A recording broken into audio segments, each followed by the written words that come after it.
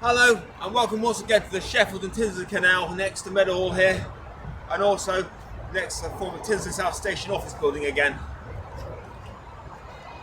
That poor thing's been in my videos 3 times now. It'll have a channel of its own at this rate, don't you agree? Let's be walking, eh? Before that becomes a reality.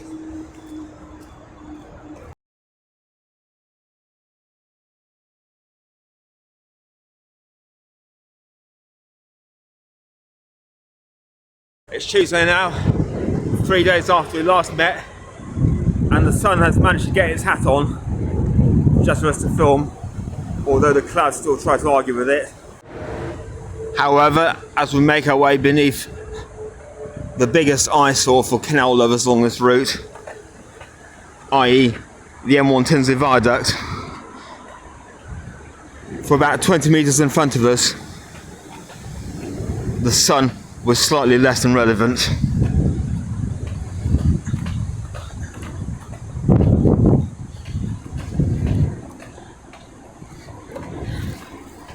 I must say, it does still get unusually light underneath here.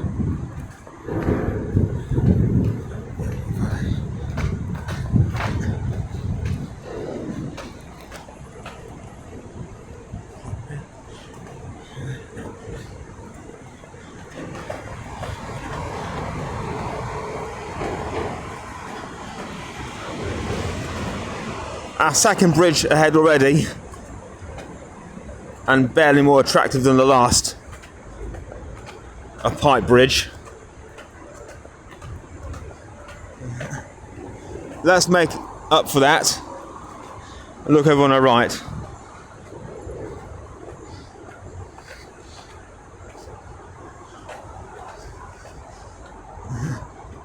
That's some tiny little pink flowers.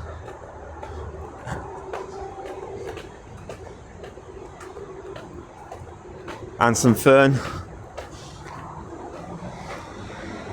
and a few water lilies, most importantly.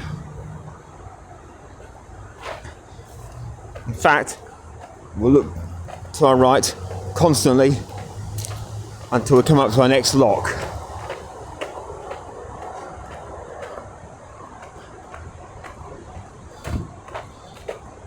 Which, come to think of it, is coming up only a few paces in front now.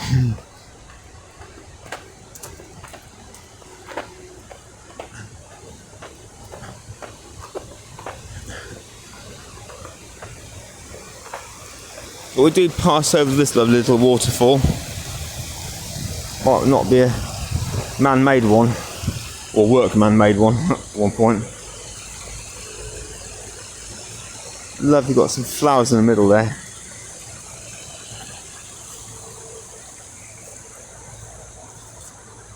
And this bit's quite nice too. Swing back.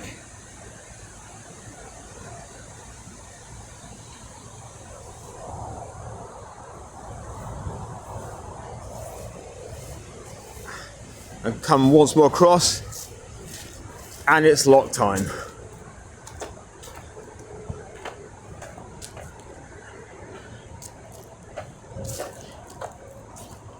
And there's not much more going on here than on that last stretch since we left TINSLEY Marina.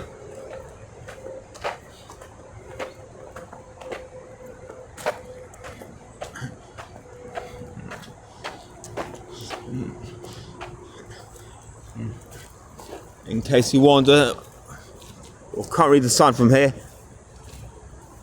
or new to the area, this is TINSLEY lock number 10.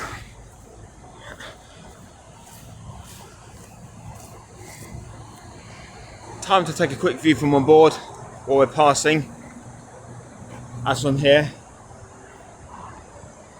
the angle does pay more of a dividend.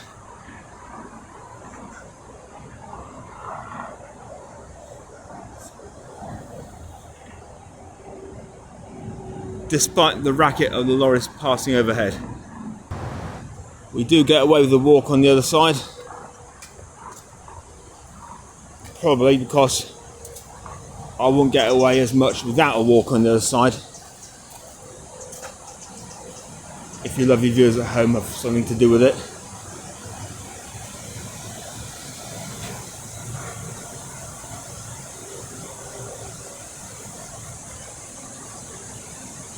Tiny chance a new layer of paint could be applied here.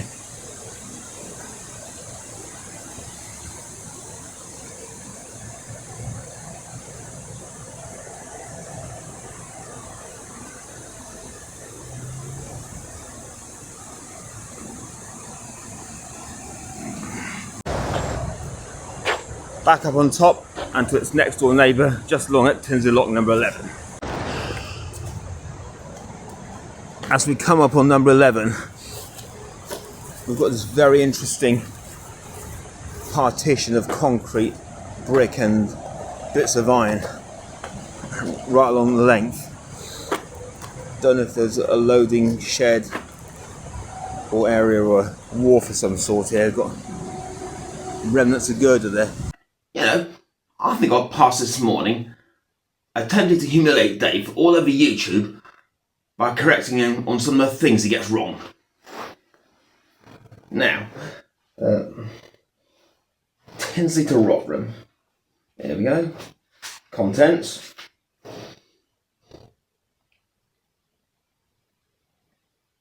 What? It isn't included? Damn.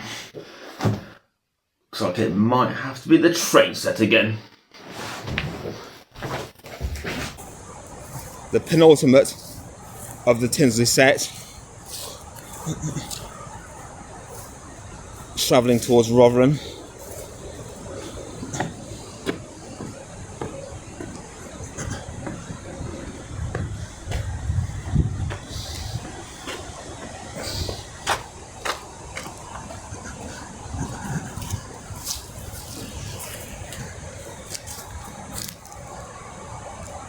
Rarely got a beam angle on video, so I'm here.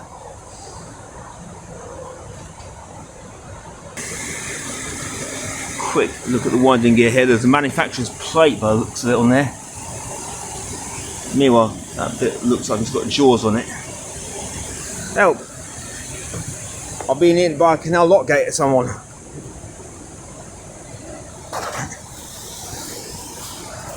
Now that's a much easier angle on the end of the gate.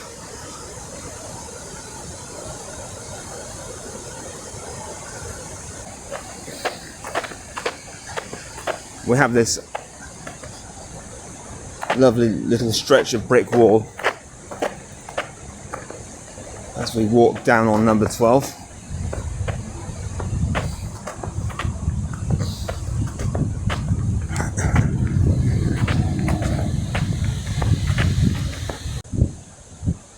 See behind the other gates an extra bridge added since the turn of the millennium, a link road from the Meadows Ring Road over to Sheffield Road on the way out towards Rotherham. Also coming around the end here you will be able to see not only that bridge again from the flyover,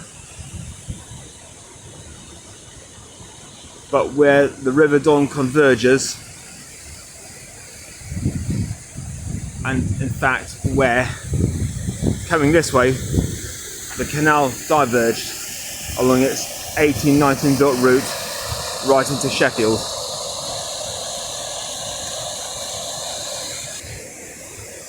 Head down this little jetty on the other side.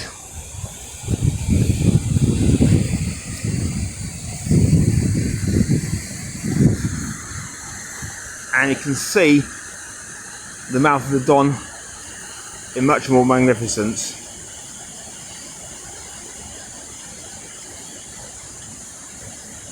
And also the lovely Halfpenny Bridge, which we're about to cross over.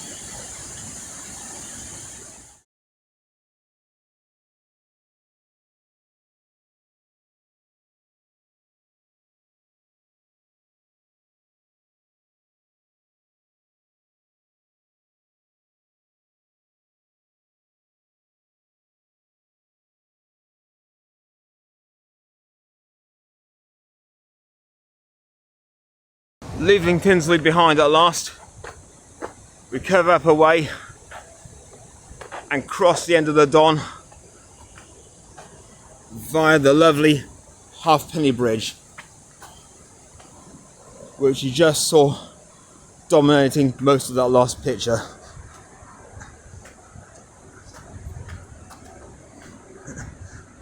It certainly doesn't cost a halfpenny to walk on,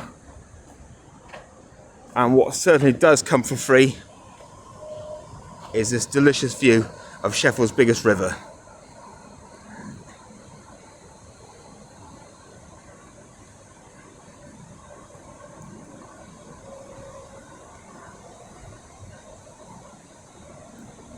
Which, of course, tastes just as delicious seen from the other side.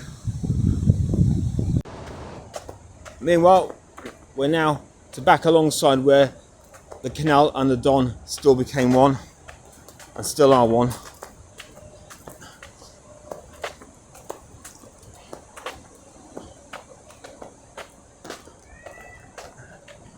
Excuse the tram a moment.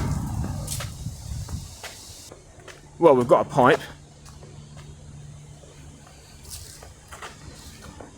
And we've got a pipe bridge. I lie. Pipe bridges come in twos.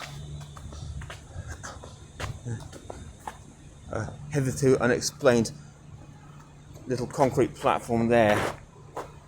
Still never come across an explanation for that one, other than industrial.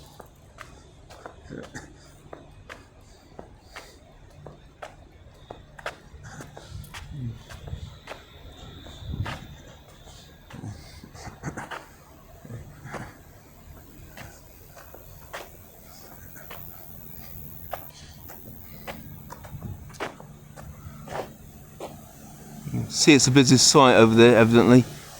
Just behind the trees, we've got some floodlights. A large industrial plant still exists in the spot where Blackburn Meadows power station did. Anyone remember the two huge cooling towers that knocked down in 2008? Just back there somewhere in the distance.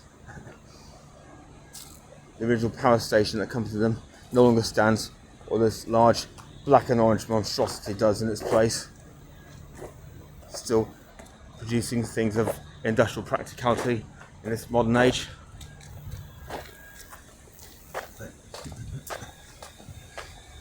And scenes of swans parked a fallen tree across in front of us.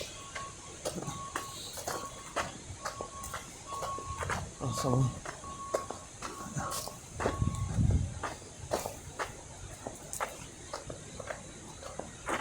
Shall we risk it? Yes! I was a duck because I've got my rucksack on. Now, that would not have been cleared if I was on my bike. Now this bow-shaped bridge in front of us carries trucks out of the waterworks and might have carried trains once as well. I nearly mistook that railway bridge back there for this one.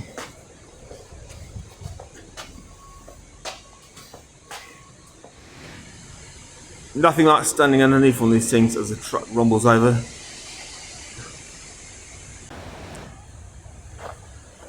We're coming up by where the canal and the Don once more broke away from each other, with the river going that way and the purpose-built bargeway going this way. Where those orange plastic chappies there sever any overlaps from one into the other. And while we walk amidst the bushes and trees for a bit with nothing to see, here's a bit more history coming up. In the centuries prior to the Don becoming navigable, goods shipped in and out of Sheffield had to be connected by road to boat using a port on the River Idle at Balltree between Doncaster and Retford. An original proposal for barge navigation along this part of the Don was in fact put forward as early as 1697, although never came to any fruition. And the later proposal, as we mentioned before, from 1751, fell partly victim to the Duke of Norfolk's intervention, and as a consequence, Sheffield still wouldn't see barges reach home beyond Tinsley until 1819. Despite the orange interference over on the left these days, this is still a far from unattractive view.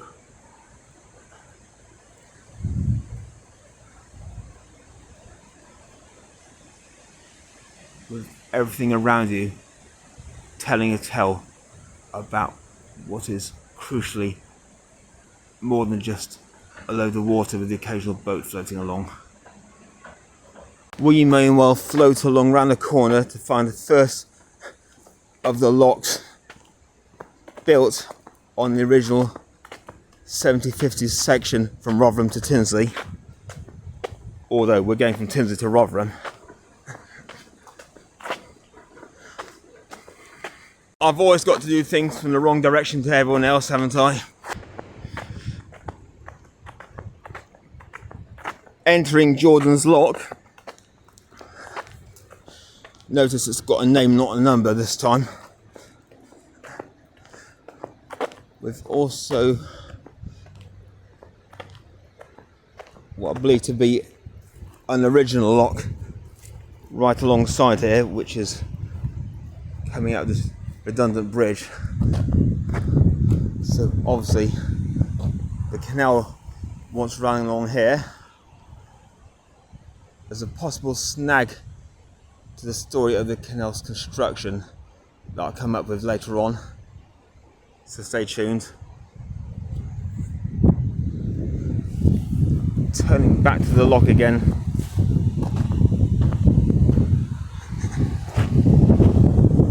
take a quick trot over. I see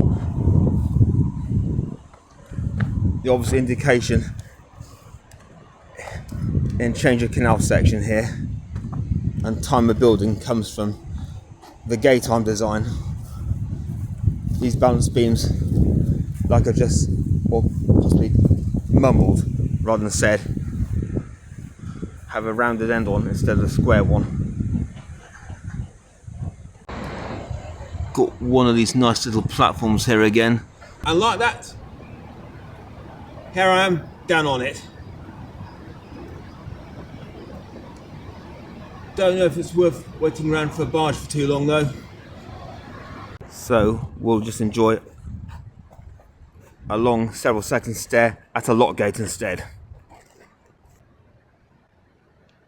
And a lovely little patch of water vegetation lying right beneath the platform. Moving along away from Jordan's Lock and a bit more history.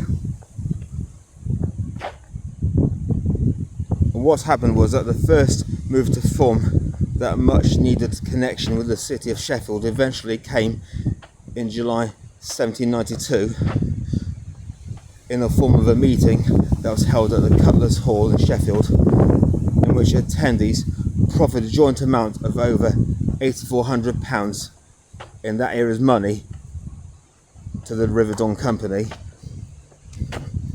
At the same time, additional proposals were made for a canal that would connect to Chesterfield via Eckington at the southeast corner of the city.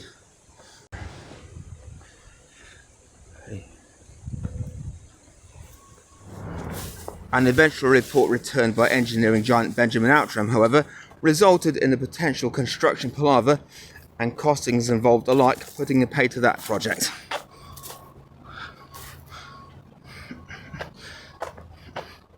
However, unlike in 1751, negotiations succeeded, and some mere decades later, barges were arriving in Sheffield, all the way from Kedby and from the North Sea and the Humber beyond. See, in the end, the right heads, the right ideas and the right solutions around the table always prevail. While coming along, in the woods there, you can see the remains of a railway bridge that crossed over to one of the various industrial plants over there, somewhere where the Magna Centre now is. But there is a more interesting former railway crossing beyond this lock, a couple of metres in front, a couple of 100 metres in front.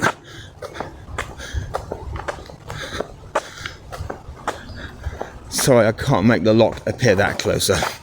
There's a significantly eye-catching characteristic about this next lock as we come up on it. Not just a cool looking graffiti over on my left.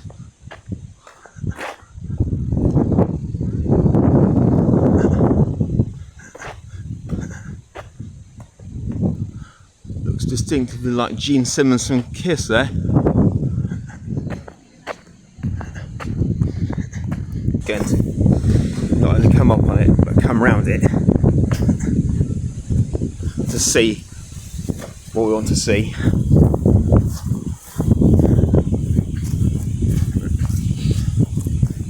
Interestingly shaped gate beams.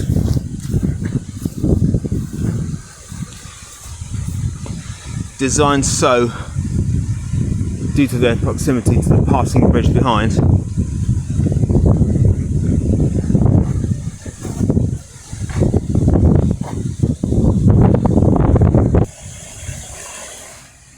Suffice it to say that even these sorts of arms also might need an elbow on occasion. Ascending up away from Holmes Lock, I did also tell you about a little bit of railway around as well. I don't even have to rotate the camera here because it's right beneath my feet.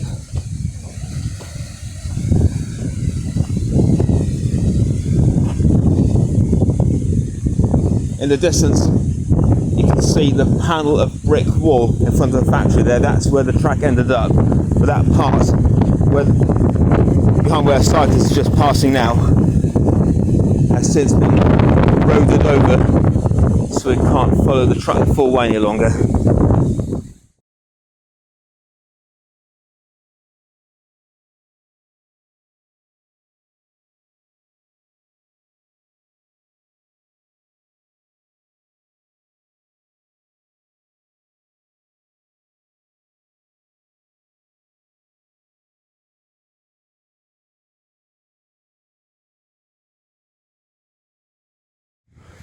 More often than not, I made my way down past a lone barge sitting here, but instead today, there's just a couple of fishermen.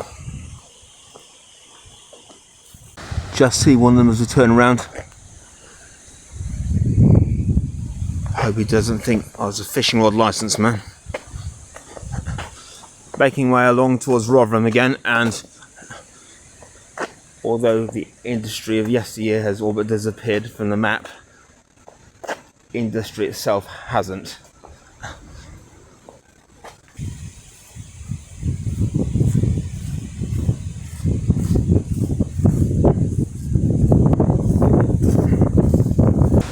Looking like I've got a mini row of scale model volcanoes over there.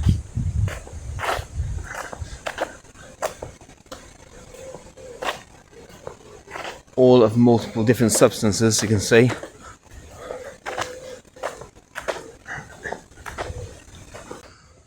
We, meanwhile, have multiple bridges on our bow again here, and this first iron butte in front, complete with its 4 merry pillars, is the former connecting spur from the Midland Mainline Railway to the original Mainline Railway between Rotherham and Chesterfield, and that itself is behind, sporting that scruffy green parapet. But before we get to that, we've got to get a glimpse underneath of this lovely.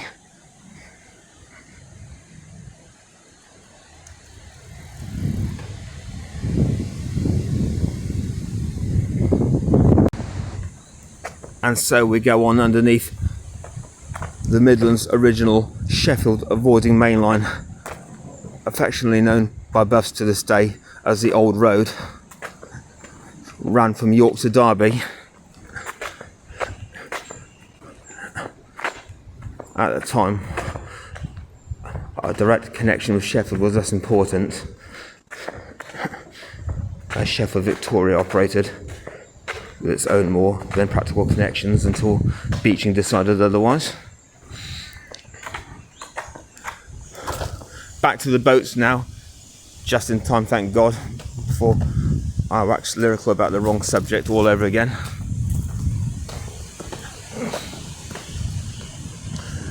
Victory, but not the one you think. That's still moored up in Portsmouth, I believe.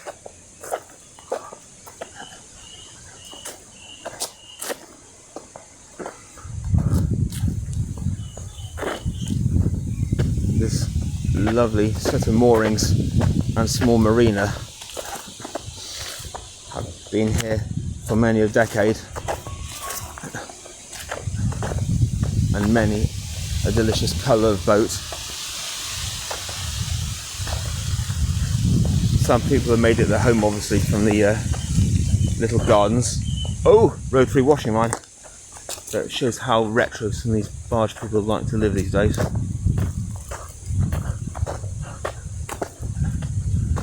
Little pud, love that one.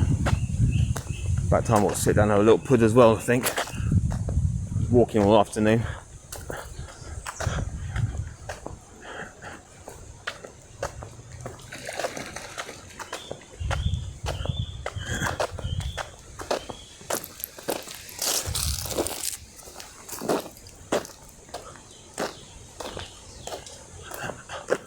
Can't see that one. Rose Olay over there. Hello, Rose. Lovely to meet you.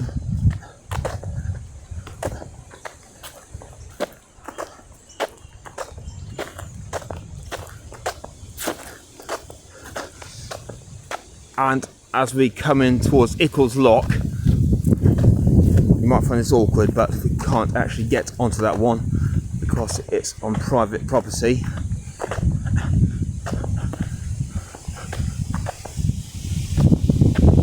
One of about half a dozen constructed when the canal was built from Rotherham to Tinsley, through to Tinsley.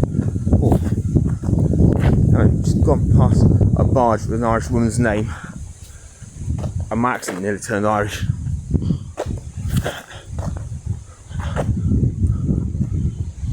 Deep sky blue barge, probably belongs to the people up where it says Rasker. Meanwhile, we're going to have to remove ourselves from the canal side and come up this path before we get caught looking at something we shouldn't. Up on the bridge at the other end now, although we've got a pipe in the way, is the view down Ickles Lock back towards Holmes. Sorry I couldn't get in any closer, guys, but not everything's open to the public on these routes, is it? Just going to get in a little bit closer to this butte before we go down below again. This is the immense Booth scrapyard where they break up old trains and vehicles and other huge steel objects, turning a fair few million worth of scrap fortune each year, I must admit.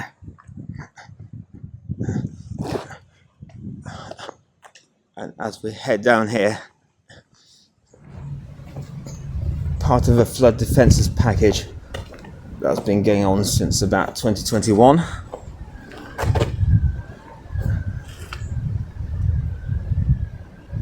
At least it's had a colourful recovery since closure.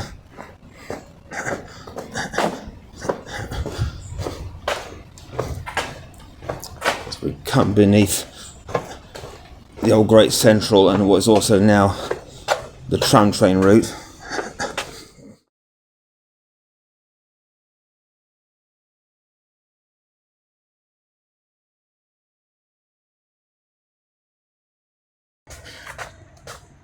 a short trip beneath this next flyover, and right over to our left, and likely to confuse any unsuspecting American who visits, is New York Stadium.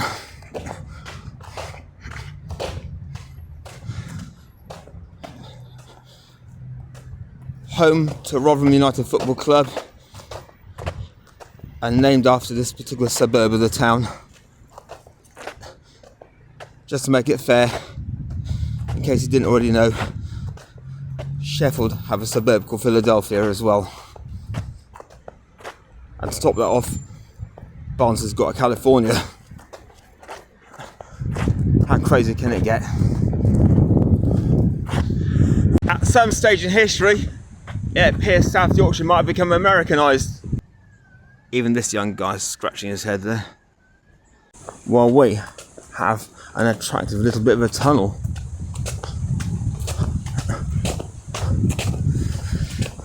As the trees have taken over the years.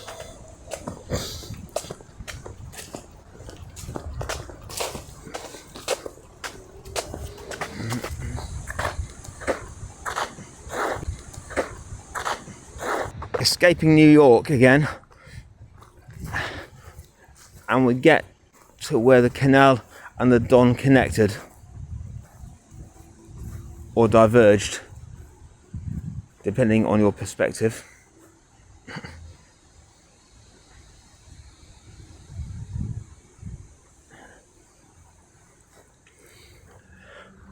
And directly behind us,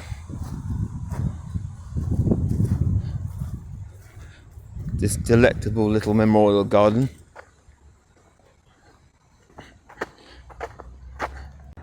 Now we see to our left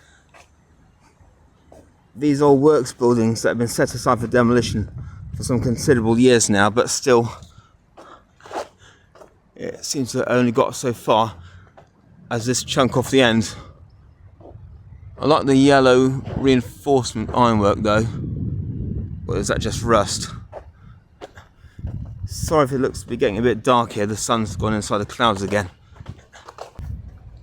Coming on down underneath yet another bridge,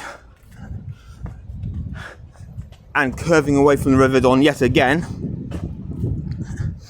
This is where everything has been reshaped to look as if Rotherham had suddenly experienced a drastic time jump, both mostly forward, but also still a little back. And this impressive barrier opened in 2023 on the modern facing aspect of things, acted as a major contributor to the town's recent flood defence improvements.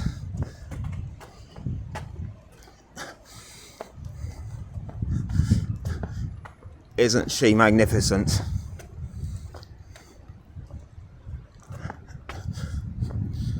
At preventing floods, that is.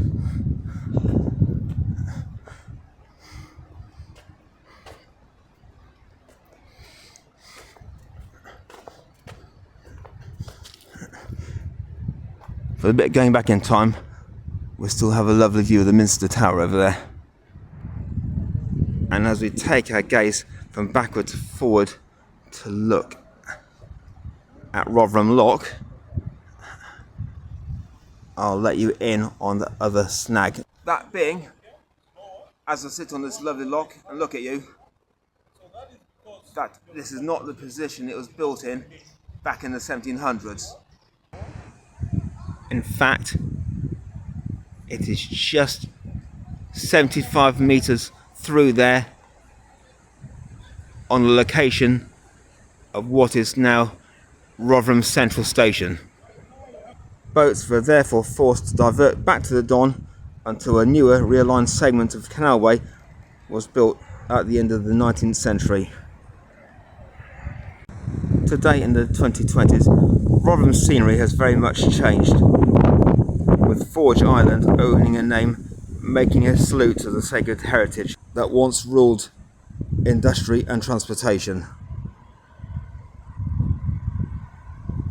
And speaking of transportation, it's reached that time of evening where I need to be finding some of my own. So thanks for sharing this trip from Tinsley to Rotherham with me. Subscribe, because there's plenty more Waterway Wonders for 2025 yet. Ta-da! Oops, wrong way again.